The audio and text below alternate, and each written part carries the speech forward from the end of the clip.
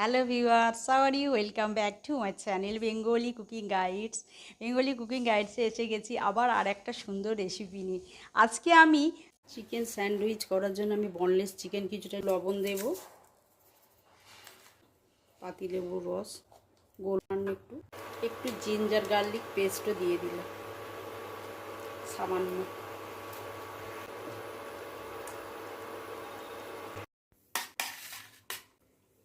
হয়ে গেছে এটা। এই যে একটু বাটার দিয়ে দিলাম, সবের প্রথমে বাটারটা দিয়ে লাগিয়ে দিলাম। এইবার আমি মেয়োনিজ দিয়ে যেটা আমি রেডি করেছিলাম সেটা লাগিয়ে দিলাম।